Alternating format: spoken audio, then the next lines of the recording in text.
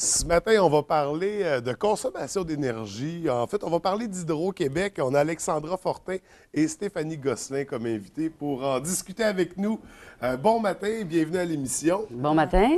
Écoute, on va commencer, Stéphanie, on va commencer avec toi. On va vraiment parler d'efficacité énergétique.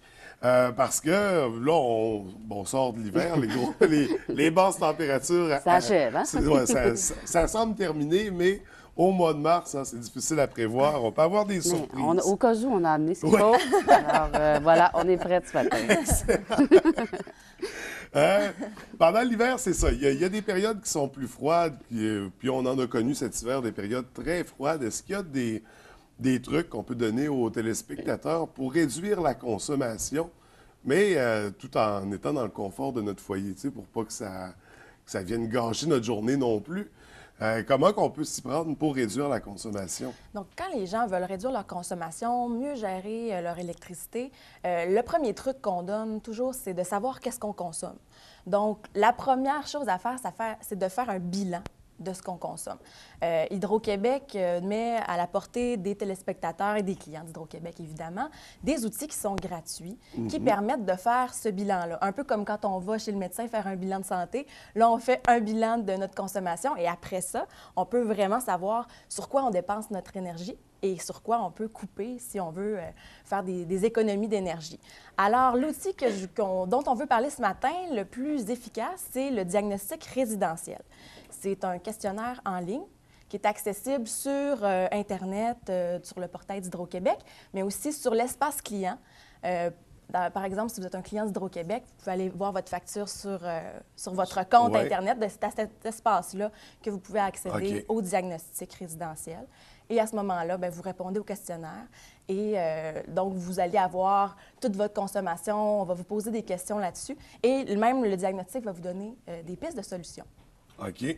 Est-ce que, souvent, des fois, on se pose la question si la consommation qu'on a est normale, par rapport aux autres, si on paye plus cher, si on paye moins cher. Est-ce qu'avec ce diagnostic-là, on peut voir à peu près une moyenne des résultats un peu qui vont nous dire si on est dans la moyenne ou pas? Oui, en fait, il y a deux outils. Il y a le diagnostic résidentiel qui est vraiment personnalisé, qui est vraiment basé sur votre consommation annuelle depuis un an, qui est basé aussi sur toutes les réponses que vous allez fournir aux questions. Ça prend à peu près 30 minutes à remplir. Et ça, c'est vraiment personnalisé à vos besoins. Quand on veut savoir est-ce qu'on consomme dans la moyenne des maisons qui sont semblables à la nôtre, c'est un autre outil qui est encore gratuit, encore accessible au même endroit sur le site d'Hydro-Québec, qui s'appelle Comparez-vous. Alors, là, si vous avez, par exemple, une maison unifamiliale, vous pouvez savoir si votre consommation est dans la moyenne des maisons du Québec. Et là, encore une fois, on vous donne des suggestions pour améliorer votre consommation. Okay. Donc, encore une fois, la première étape, c'est de voir un peu qu'est-ce qu'on consomme. Puis, le rapport, comme je le disais, le diagnostic résidentiel, ça vous donne vraiment un rapport qui vous aide à trouver des trucs, des astuces pour économiser de l'énergie. Et même, en fonction de ce que vous avez répondu, le diagnostic va vous donner des types de travaux à faire.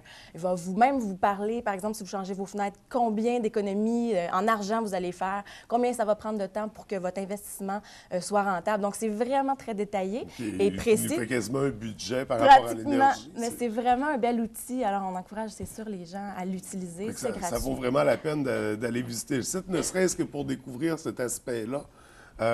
Pour nos maisons, pour nos factures. Puis les trucs qu'ils vont donner, ça va se situer à quel niveau? Est-ce que c'est, par exemple, mettre du plastique dans les fenêtres pour conserver l'énergie ou ils vont vraiment parfois conseiller de réduire la consommation, de moins utiliser ci, moins utiliser ça? Ça va ressembler à quoi, les trucs? Ça dépend toujours de la consommation que vous faites, bien sûr. Comme je le dis, c'est personnalisé. Mais ça va de toutes les sphères. Ça peut être, par exemple, si vous avez une piscine, vous proposez la minuterie pour piscine. Ça peut être, par exemple, si vous avez une maison peut-être plus vieille, dans ce moment-là, peut-être c'est changer les fenêtres. Parce que, comme tout à l'heure, je vous disais, on parle d'un diagnostic, on parle d'un bilan de santé, mais des fois, quand on va chez le médecin, on pense qu'on a un bobo à quelque part, mais finalement, il est ailleurs. Donc, on demande aux gens de faire vraiment ce diagnostic-là pour voir, peut-être qu'il y en a des gens qui se disent « Ah, ben je vais changer mes thermostats puis je vais régler mes problèmes. » Mais en faisant le diagnostic, peut-être qu'on se rend compte que finalement, c'est l'éclairage ou c'est autre chose qui fait en sorte qu'on pourrait en fait réduire notre énergie. Donc, c'est assez personnalisé, ça va là, du frigo, des fenêtres, de l'éclairage. Donc, il y a vraiment plein de trucs et astuces.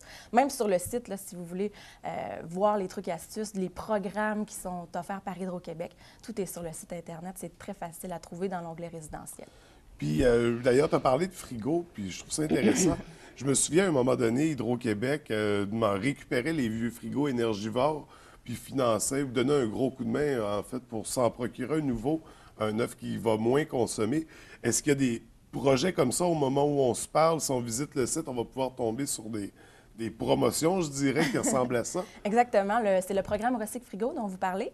C'est encore... ça se fait encore. Dans le fond, c'était de prendre rendez-vous quand vous avez un frigo qui est très énergivore, qui est ancien. Je ne me souviens plus combien d'années, mais sur le site, vous allez avoir toutes les informations et on vient le chercher et vous avez un 30 qui est remis pour les frigos. Donc, si ça vous intéresse, allez sur le site. Oui, il y a des gars qui débarquent et ils partent avec le frigo. Exactement. Bon, un déménagement de moins. Oui, un déménagement de moins.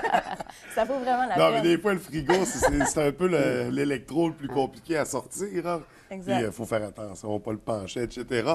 Donc, c'est intéressant. Il faut vraiment visiter le site Internet. Vous offrez toutes sortes de programmes, de promotions, d'outils intéressants pour les clients. Pour gérer la consommation. Puis là, on va revenir vraiment, là, on parlait de l'hiver tantôt. Puis là, il y a ce qu'on appelle la pointe. Un jour, il y a eu un hiver. Un jour, il y a eu un hiver, c'est ça. Peut-être sera-t-il de retour d'ici l'année prochaine, qui sait. Vous parlez souvent chez Hydro-Québec de la pointe hivernale. À quoi on se réfère quand on parle de la pointe? En fait, ça revient annuellement, la pointe hivernale. C'est un court moment dans l'hiver où on atteint la plus grande consommation d'électricité. Okay. Cet hiver, c'est arrivé dans le courant du mois de janvier, là, autour du 23, on se souvient des températures 25, de cette 26 janvier. période-là. Il faisait très froid, effectivement. Hein, tout le monde s'en souvient. Les voitures avaient de la difficulté à décoller, etc. Ouais. Donc, la pointe hivernale, c'est vraiment une photo à un moment donné où la consommation, on calcule que la consommation d'électricité au Québec est la plus grande. C'est un court moment. Puis on a vu beaucoup dans les médias, dans cette période-ci, beaucoup de confusion avec les surplus énergétiques d'Hydro-Québec. Donc, la pointe et les surplus, c'est deux concepts complètement différents. La pointe, c'est vraiment momentané. C'est une demande très grande d'électricité pour le réseau. Et c'est pour ça qu'on demande à nos clients de nous donner un petit coup de main pour gérer cette espèce de moment-là qui ce moment dur à passer, comme on dit. Là. Donc, on a demandé, vous avez certainement vu passer les demandes de notre part, on a demandé à nos clients, par quelques petits trucs assez simples, de nous aider à passer le moment. Les surplus, c'est autre chose. Ce n'est pas estival. Hein. D'abord, c'est sur une longue période. Et ça n'a rien à voir avec la pointe comme telle, qui est une pointe opérationnelle là, du réseau, là, tout simplement. Et qu'est-ce qu'on a demandé à ce moment-là aux clients? Bien, c'est évidemment, réduire le chauffage. Parce que combiné à l'eau chaude, le chauffage, ça constitue environ les 3/4 de la facture d'électricité. Okay, c'est ce qui est le plus énergivore, vraiment. Absolument. Chauffage, eau chaude. Donc, la première demande qu'on a faite, c'est de 1 ou 2 degrés par pièce. On baisse les thermostats. Ça nous aide grandement. Il y a d'autres trucs aussi. Là, bon, reporter de quelques heures de l'utilisation des gros appareils énergivores dans la maison. Puis, limiter, si possible, l'usage de l'eau chaude. Là. Bon, il y a des trucs plus faciles à appliquer que d'autres. Oui, c'est certain. Mais entendons-nous pour dire... pas abuser dans l'eau chaude puis le chauffage. Pas 4 bains d'affilée, là. C'est ça. Donc, mais par exemple, diminuer le chauffage, là, ça se fait assez simplement, puis ça nous donne un coup de main pour passer ce qu'on appelle la pointe hivernale. Est-ce qu'il pourrait avoir quelles conséquences pourrait avoir, admettons, si pendant la pointe hivernale, tout le monde se reconsommait? Est-ce que vraiment on perdrait une quantité d'électricité? Ça serait quoi les conséquences directes? Bien, en fait, quand il arrive une panne, dans le fond, nous, ce qu'on regarde beaucoup, c'est l'hiver, dans des grands froids comme ça, quand il arrive une panne, c'est beaucoup plus difficile et compliqué de remettre le réseau en état. pour des raisons évidentes. Un, il fait très froid. Les maisons refroidissent à vue d'œil. À l'heure, on perd quelques degrés. Aussi, nos équipements sont mis à rude épreuve. Tout ce qu'on a d'équipement hydraulique, par exemple, c'est bon, c'est plus difficile d'aller travailler. Il fait froid, c'est plus long. Et puis, quand comment je vous dirais ça, quand on remet en service et que tout le monde a laissé ses thermostats ouverts ou que tout le monde a laissé sa consommation intégrale, bien souvent, on repère. Ce qu'on dit dans le jargon, on repère les lignes, on perd les lignes à nouveau. Donc, c'est ça dans le fond, c'est ça qu'on regarde le plus, puis c'est pour ça qu'on demande à nos clients de nous aider à ne pas surcharger le réseau pour pas justement qu'il arrive des pannes qui pourraient avoir des conséquences malheureuses. Oui, puis des conséquences à plus long terme. Étant donné que c'est l'hiver et que c'est plus difficile. Bien, c'est plus difficile. Bon, les conséquences sont plus grandes aussi qu'une panne en été, par exemple. Mais là, en principe, au moment où on se parle, il n'y aura plus de pointe avant une bonne année. Je croirais que la pointe est derrière nous. L'hiver prochain, où la pointe va être plus en chaleur qu'en froid. Mais quand même, présentement, vous êtes partenaire. Il y a un gros événement qu'on héberge à Saguenay, les Jeux du Québec, et vous en êtes partenaire, et on en a la preuve ici.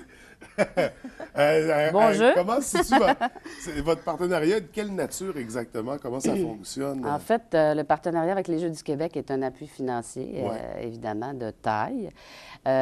Aussi, on est partenaire majeur de ce qu'on appelle la centrale Hydro-Québec. Ce n'est pas une centrale, mais une centrale administrative qui est située au cégep de Jonquière. Donc, c'est la centrale administrative Hydro-Québec. C'est un peu, pour vous donner un exemple, c'est un peu le bloc moteur des Jeux. C'est l'endroit où tout le monde se réunit, où le centre nerveux des opérations, les communications, les officiels, etc. Donc, c'est notre façon à nous de donner un coup de main aux Jeux du Québec.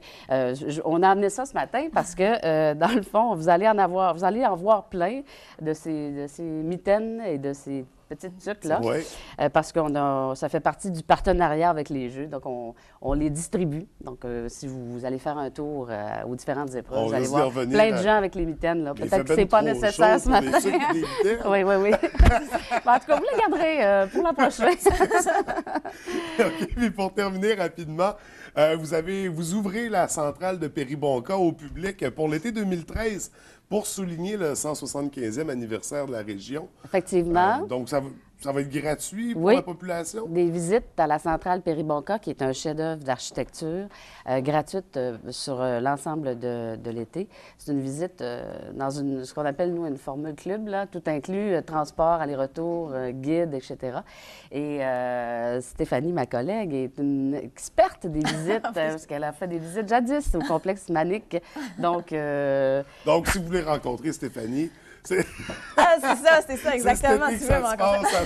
Oui, elle peut vous dire qu'est-ce qu'on... Ce qui est intéressant de voir à cette visite-là, c'est qu'on entre dans une centrale qui est souterraine, la centrale Péribonka.